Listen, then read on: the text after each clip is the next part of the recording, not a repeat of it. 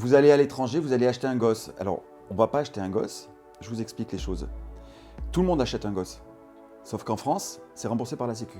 Attends, je vais boire un coup. Vas-y. Parce que c'était un peu émotionnant, hein, comme on dit, de reparler de tout ça. Qu'est-ce que j'ai raté? Tu l'aimes encore? C'est plus pareil.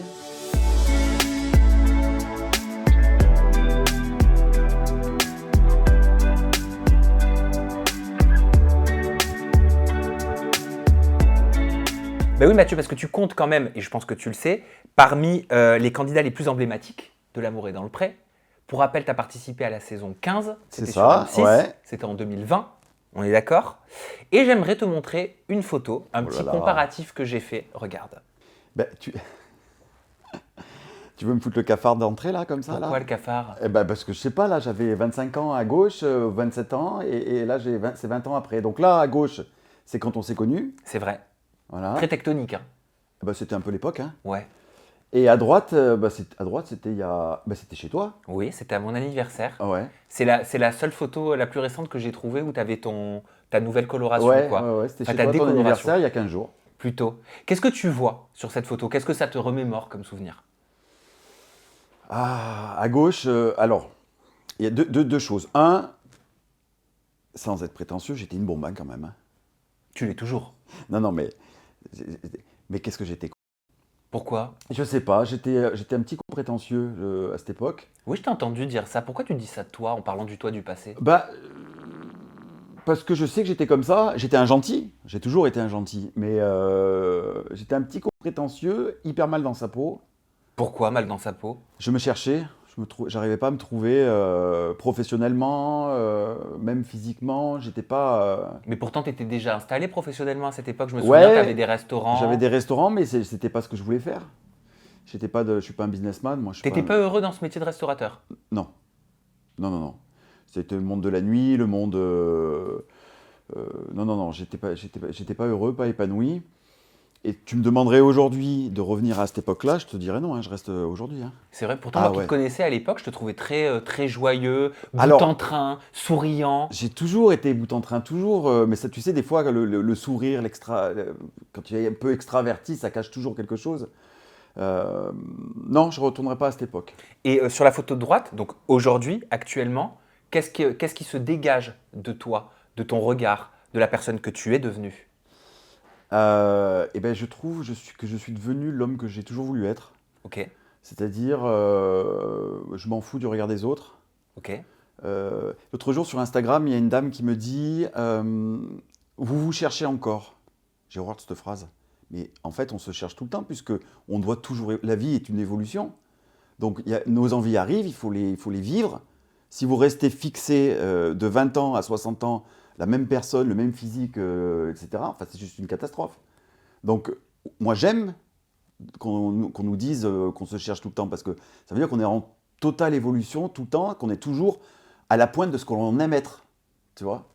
Et donc, à droite, le garçon que je vois à droite, c'est un gars épanoui, complètement épanoui. Est-ce qu'on peut... Ce qu'on voit pas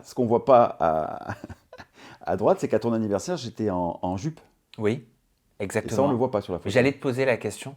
J'allais te dire, est-ce qu'on peut parler d'une évolution en termes de style drastique quand on est un homme et qu'on porte une jupe, qu'on met du vernis, qu'on se décolore les cheveux, ou qu'on se maquille, ou qu'on porte des talons, j'en sais rien. Alors déjà, quand je te dis aujourd'hui je suis heureux et complètement épanoui, c'est que j'assume tout ce que j'ai envie d'être. Le vernis, alors déjà par principe, le vernis c'est pas vernis à femme, c'est vernis à ongles. C'est vrai. Hein, on est des mecs, on a des ongles, donc pourquoi on n'en mettrait pas?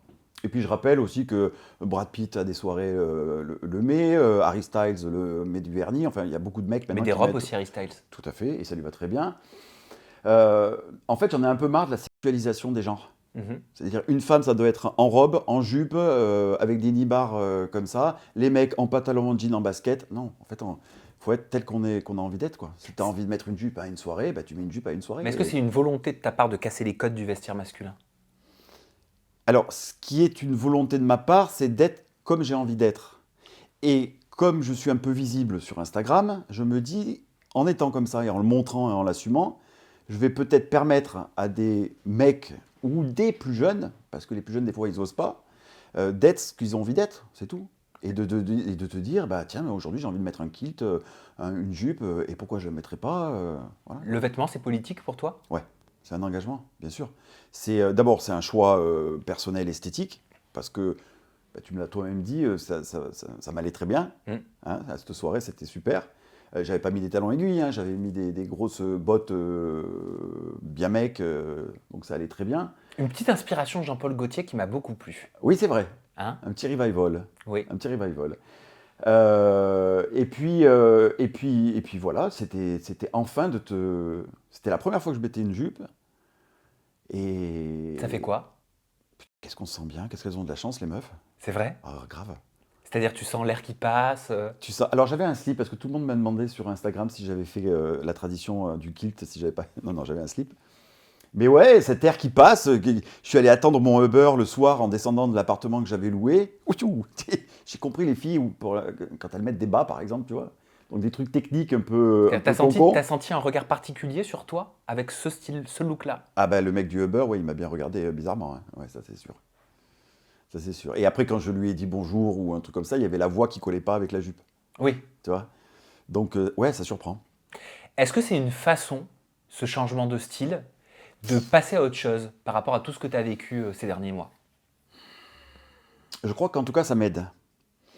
Euh, c'est surtout la façon, c'est surtout que ce que j'ai vécu ces derniers mois m'a permis d'arriver à m'assumer complètement.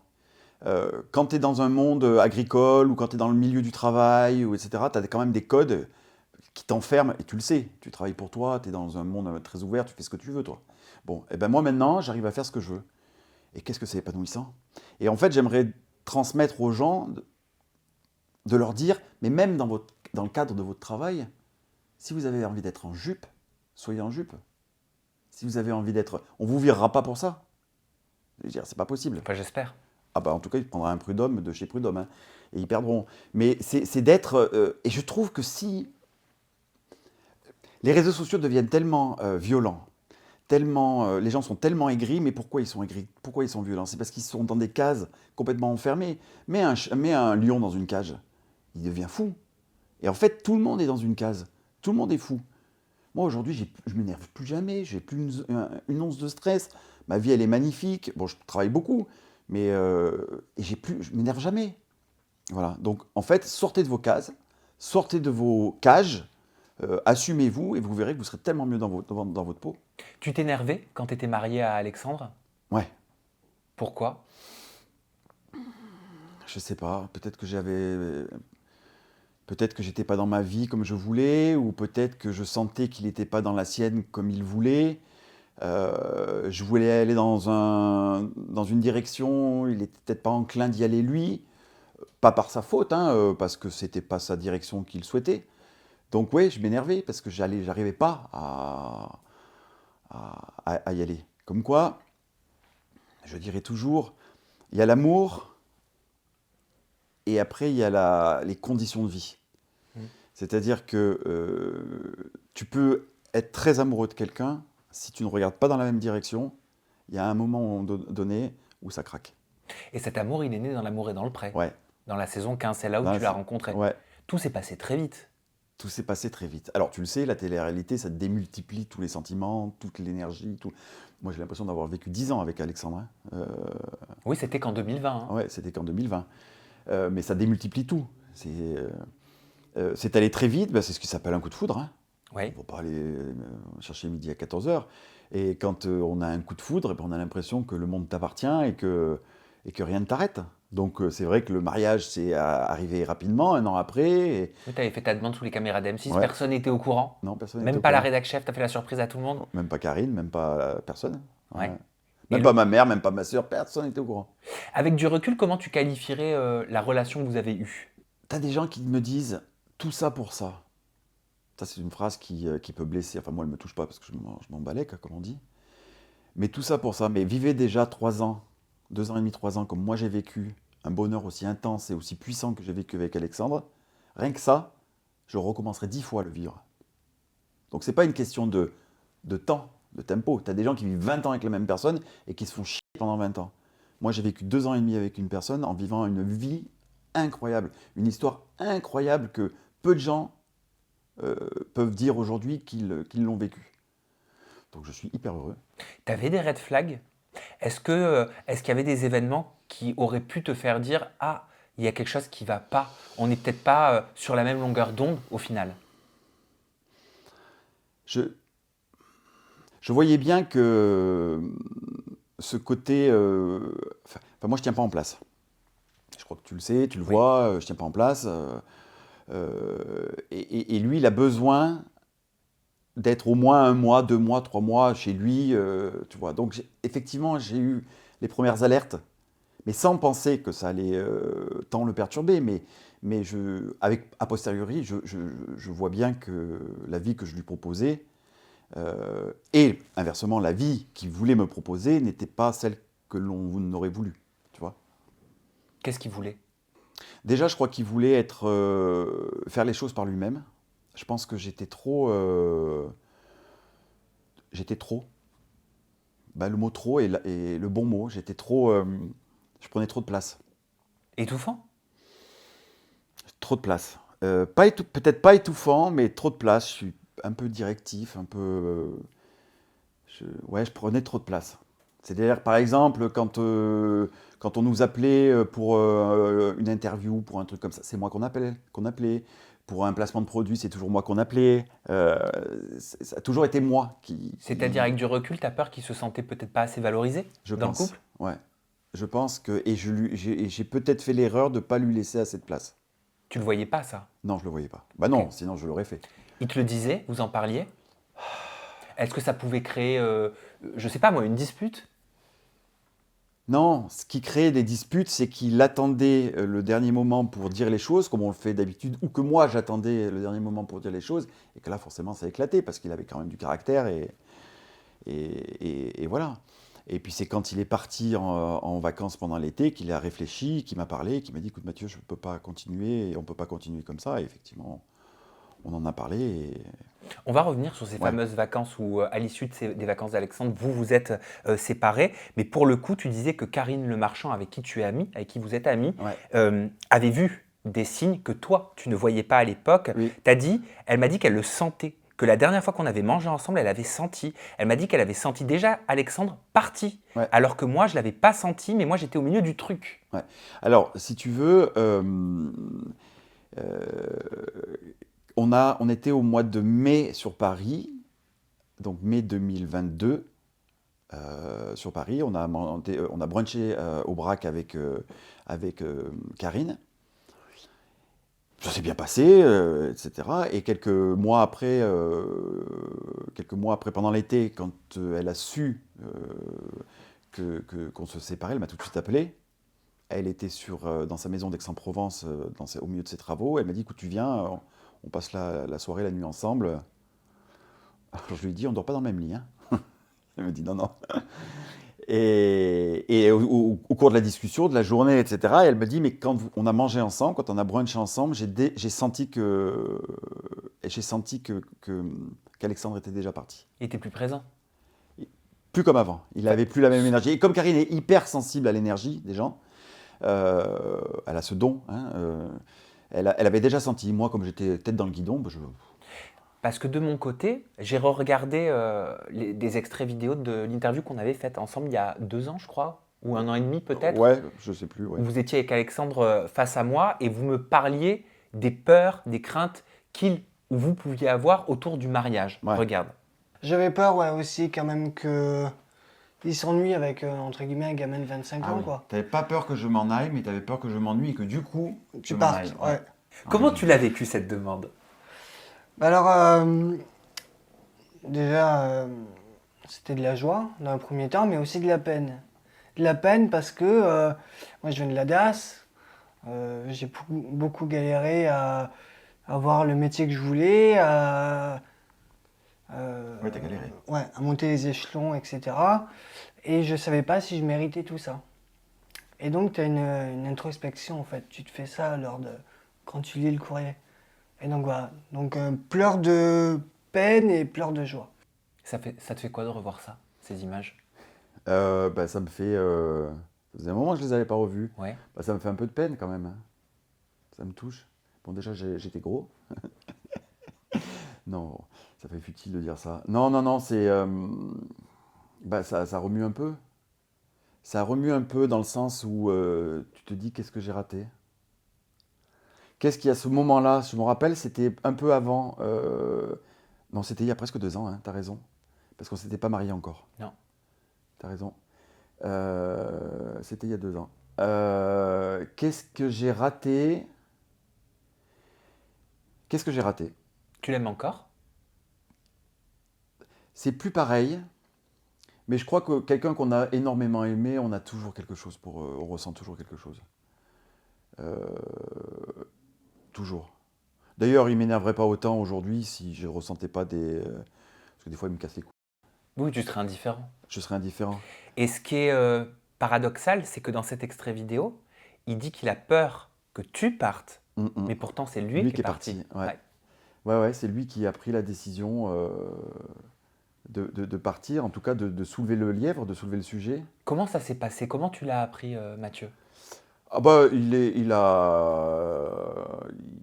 me l'a dit, hein, il m'a dit, écoute Mathieu, moi je me sens plus dans cette vie-là, je suis plus heureux. Pendant qu'il était en vacances? Pendant qu'il était en vacances, ouais, Au téléphone? au téléphone. Donc je dis, écoute, on va en parler de vive voix, quoi. Et quand tu aimes quelqu'un et qu'il te dit qu'il n'est plus heureux, tu ne peux pas retenir quelqu'un quand tu ne peux pas. Non. Quand tu aimes quelqu'un, tu dois le laisser partir. Alors là, ça fait très... C'est très résumé ce que je te dis, parce que la discussion a duré évidemment plusieurs semaines. T'as compris tout de suite? Et j'ai compris que... Oui, bien sûr, j'ai un cerveau qui est quand même bien fait, et j'ai compris tout de suite. T'as accepté tout de suite? Non, bien sûr que non. Mais j'ai accepté. Après, j'ai dit, il faut que tu travailles sur toi, Mathieu. Mais j'ai senti, parce qu'Alexandre a ce côté en lui, tout ce qu'il dit, c'est qu'il l'a déjà réfléchi mûrement, et c'est quelqu'un de profondément honnête. Donc s'il me dit je ne suis plus heureux, c'est que ça fait des mois qu'il l'analyse, et qu'il le sait, et que c'est ça. Et que je ne pourrais pas lui reproposer autre chose que ce que je lui propose aujourd'hui. Surtout que j'étais dans un truc où moi aussi, je me contenais. C'est-à-dire que j'étais dans une vie où je voulais aller plus vite et plus loin, et que déjà je me contenais, et rien qu'en me contenant, déjà ça ne le rendait pas heureux. Donc je me dis non Mathieu, tu vas vouloir accélérer la vie que tu veux. Déjà toi tu te contiens, tu es à la limite, et lui déjà, tu vois ce que je veux te dire? Donc c'est très compliqué, c'est un sentiment qui est très compliqué. Laisser partir, enfin quand tu vois la personne qui repart, après la discussion, qui repart, c'est assez terrible. T'as beaucoup pleuré? Ah, tout seul. Et les gens, c'est de followers, de haters plutôt, qui te disent, ouais, quand ils voient tes vidéos, tu sais, pas sur YouTube, sur Instagram, bah, ils pleurent jamais, on voit qu'il en avait rien à foutre. Mais enfin, sur tes stories, tu vas pas faire que pleurer. Enfin, je sais pas, toi, tu pleures, toi, quand dans tes émissions? Non. Pourtant, je suis sûr que tu as déjà pleuré. Et je sais que tu as déjà pleuré. Bon. Donc, non, on ne fait pas ça à nos followers. Nos followers, on est là pour les rendre heureux, pour leur faire passer un bon moment. C'est ça notre rôle. Donc, moi, c'était le soir, quand j'éteignais à 20h30, 22h30, quand j'éteignais ma lumière, je chialais, je prenais mes chiennes et je chialais. Ça a duré des semaines. Parce que je me souviens, c'était fin 2022, vous aviez mis un post sur les réseaux sociaux en disant que c'était comme un accord. Bien sûr, parce que j'aurais pu le faire chier, essayer de le rattraper, un truc comme ça. C'est-à-dire que dans toute discussion, il y en a un qui met le sujet sur la table. Voilà, donc c'est lui qui l'a mis le sujet sur la table. Et puis après, il m'a fait quand même réaliser il m'a dit, mais Mathieu, sois réaliste. Si moi, j'ai 6 mois d'avance, 3 mois d'avance sur toi, et à un moment donné, tu arriveras à la même conclusion que moi. Il avait raison. Eh oui, parce que moi, j'avais envie de vivre la vie que je vis aujourd'hui, en fait. Donc il avait anticipé ce truc.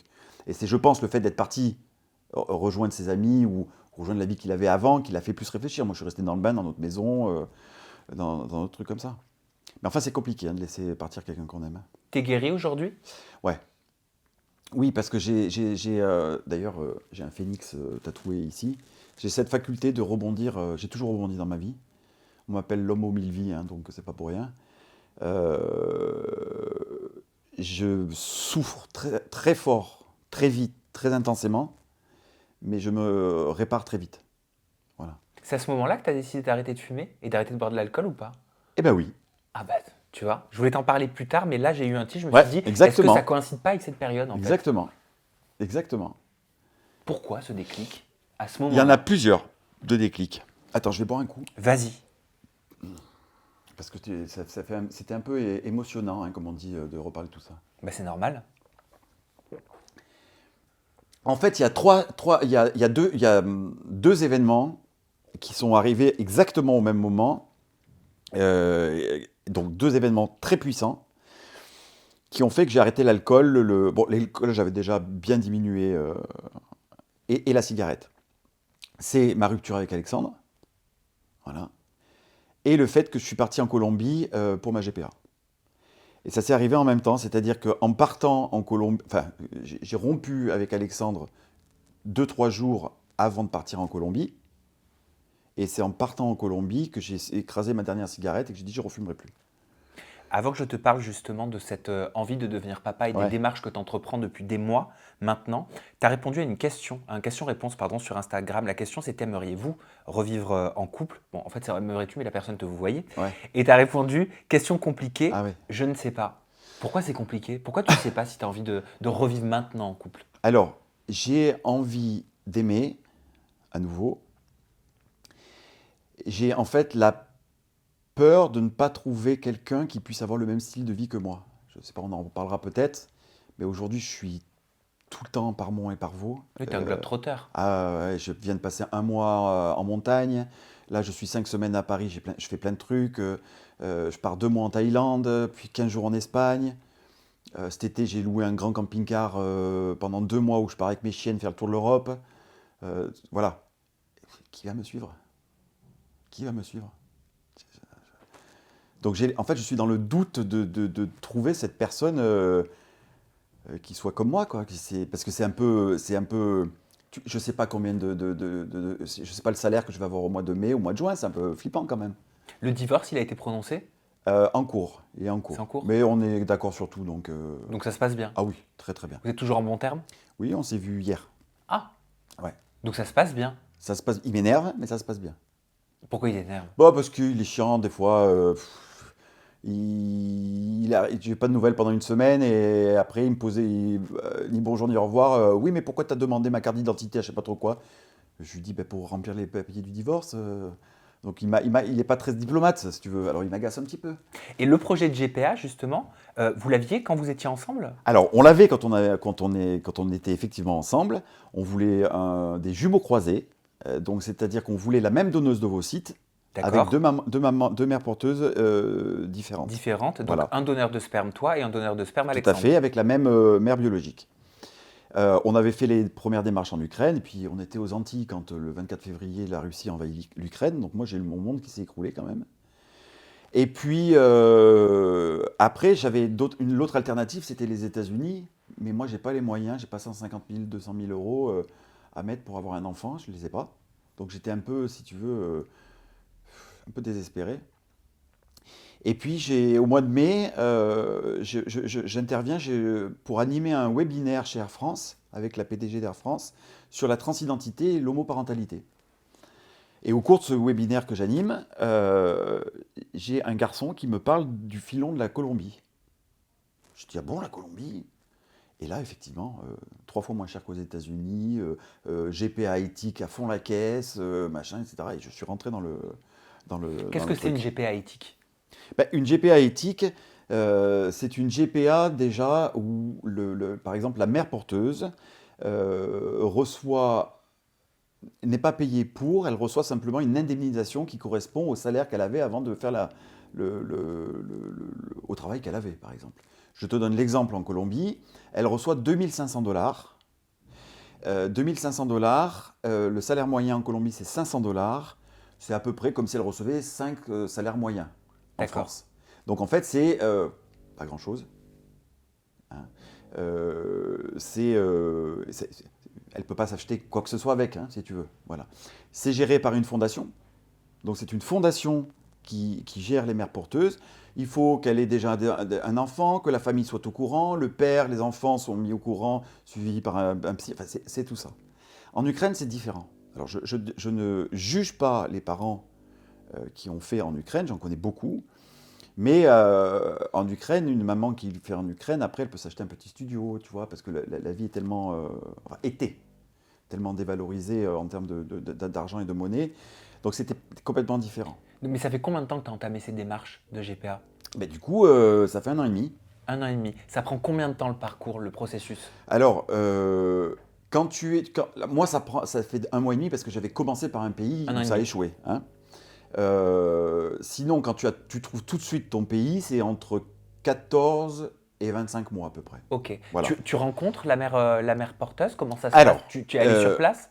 Alors, donc moi je suis allé en Colombie, j'ai donné mon sperme dans la happy room, comme on dit.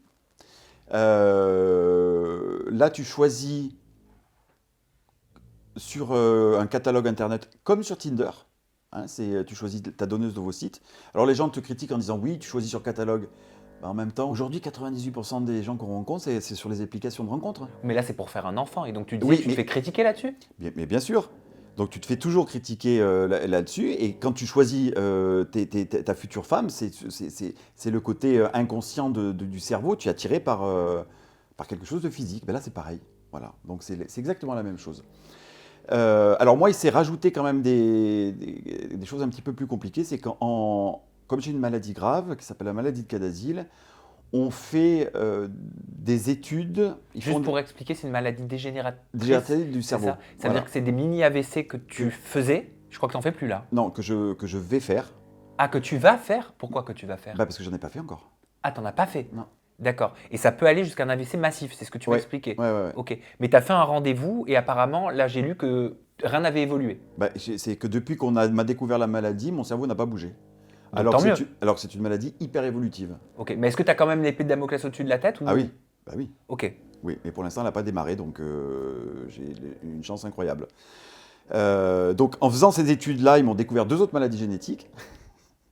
Donc, ça rallonge à nouveau, qui ne sont pas graves, mais il faut juste. Mais quelle maladie génétique? Alors, je ne me rappelle plus des noms, hein, mais il y en a une où je ne produis pas de biotine, donc il faut que je fasse un complément alimentaire. Donc, c'est pour ça que je fais de l'eczéma et que j'ai des sautes d'humeur. Et une autre où je risque, c'est un gène récessif, ou si j'ai une mère donneuse d'ovocytes qui a le même gène récessif, je risque de faire des enfants, par exemple une fille avec une hypervirilisation Ok. plus tard. Bref, des transgenres. D'accord. Voilà, risque de transgenre. Alors moi j'ai Attends, mais je absolument... ne savais pas que devenir transgenre, c'était par rapport à la conception ou à une Alors, maladie génétique ou autre? Je ne sais pas si chaque transgenre vient d'une déformation génétique, pas du tout. Je dis juste que la maladie porteur dans laquelle je suis, je risque de faire des enfants, des filles par exemple avec de l'hirsutisme, par exemple, avec des poussées de poils de partout, des trucs comme ça. Voilà. D'accord. Je ne me rappelle plus le nom de cette maladie. Et donc il faut trouver une donneuse d'ovocytes qui n'ait pas le même gène récessif. Ok. Voilà. C'est- Donc moi, ça ne me dérange pas d'avoir un enfant transgenre, hein, du tout. Mais d'avoir une gamine qui fait de l'hirsutisme, c'est-à-dire l'excès de poils de partout, etc., moi, j'ai pas trop envie, quoi. Voilà. T'as peur? Tu stresses? Non. Stressé pourquoi? Mais je sais pas, de te dire, est-ce que je peux lui transmettre peut-être Alors non, justement, parce que la maladie comme on le que j'ai? sait, eh ben, en fait, ils choisiront les embryons qui sont non porteurs. Ok. Qu'est-ce que tu réponds à toutes les critiques en tant que père, homosexuel, célibataire, qui fait appel à la GPA, futur père, pardon, pour devenir papa? Alors, Il y a beaucoup de détracteurs. ah bah beaucoup, mais c'est toujours les mêmes, hein, c'est ce qu'on entend. Majoritairement, quand même, les gens sont pour, hein. Mais c'est ce qu'on entend. Déjà, ce qu'il faut savoir, c'est qu'un quart des familles sont des familles monoparentales. Donc, élever un enfant seul, c'est un quart des familles, hein. Donc, moi, je fais partie du un quart. On dit toujours, il n'y a que les mères qui sont capables d'élever leur gosse. Ben, pourquoi? Pourquoi il n'y a que les mères qui sont capables d'élever? Moi, je me sens tout à fait capable d'élever mon gosse tout seul. Il n'y a aucun souci là-dessus. Vous allez à l'étranger, vous allez acheter un gosse. Alors, on ne va pas acheter un gosse. Je vous explique les choses. Tout le monde achète un gosse. Sauf qu'en France, c'est remboursé par la Sécu. C'est-à-dire? Mais quand une fille fait un enfant, tu crois que l'hôpital ne facture pas à la sécurité sociale? Combien coûte un enfant du premier rendez-vous médical de son généraliste à 3 ou 4 mois après? C'est entre 40 et 60 000 euros selon ce qui arrive quelque chose. Sauf qu'à chaque fois, l'intervenant demande à la Sécu de rembourser le truc. Mais ce qu'un détracteur te répondra, il n'achète pas la conception. Mais la conception, et quand on fait des FIV en France, on achète la conception, c'est remboursé par la Sécu. Sauf que moi, je suis un homme et moi, c'est pas remboursé par la Sécu. Donc en fait, je ne l'achète pas, je dois payer les frais d'hôpitaux. Voilà. Donc j'achète pas, je paye les frais parce qu'on m'empêche de me les voir remboursés en France. Voilà. Tu sais quand est-ce que tu auras la chance d'être papa? 2024 normalement.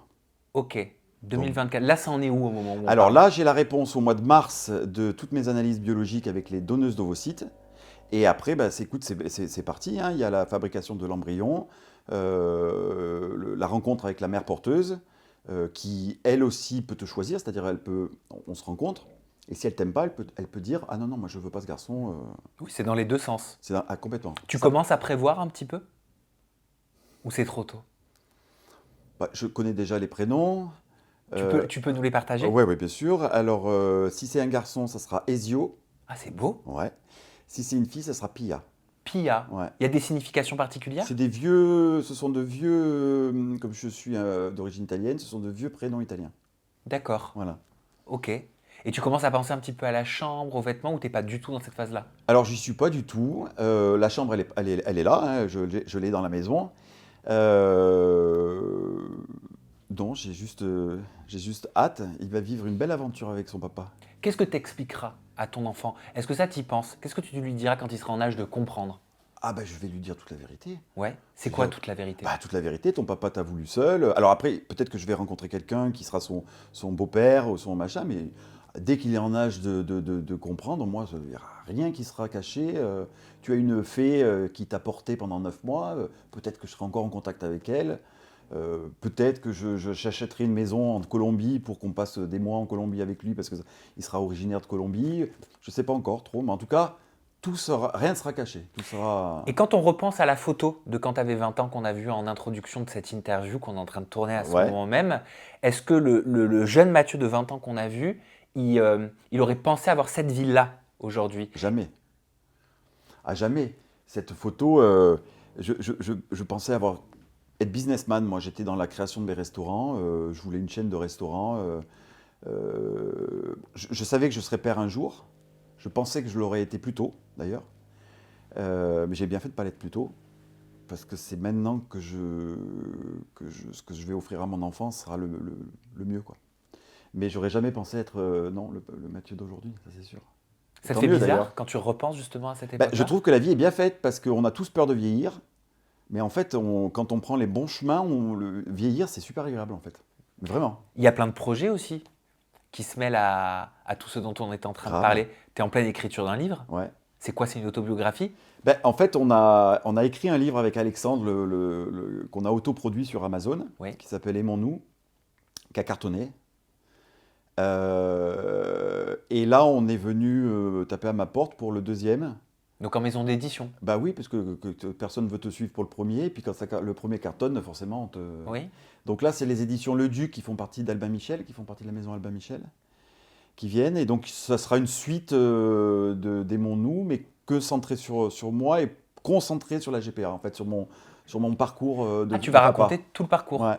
Tu as pu échanger avec des personnalités ou des hommes qui sont devenus Bien papas, qu'on sûr. s'appelle à la GPA. Ah, Je bien pense sûr. par exemple à Christophe Beaugrand. Ah bah, avec Christophe, on a beaucoup échangé. J'ai dormi chez lui, je sais plus quand.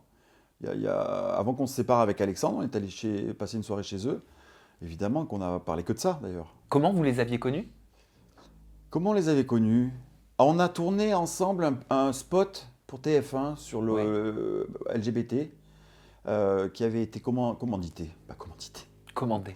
Commandé par Elisabeth Moreno, à l'époque ministre des femmes et et LGBT, etc. TF1 très engagé. Hein. Oui, très engagé.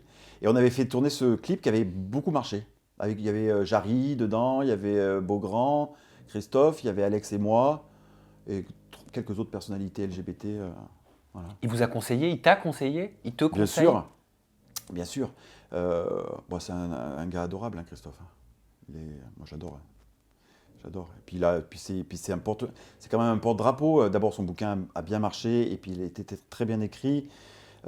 C'est un défenseur de la GPA. Il n'a pas honte de le défendre. Non, c'est important d'avoir des gens comme ça qui savent s'en prendre plein la gueule. Parce qu'on s'en prend plein la gueule. Je te le dis.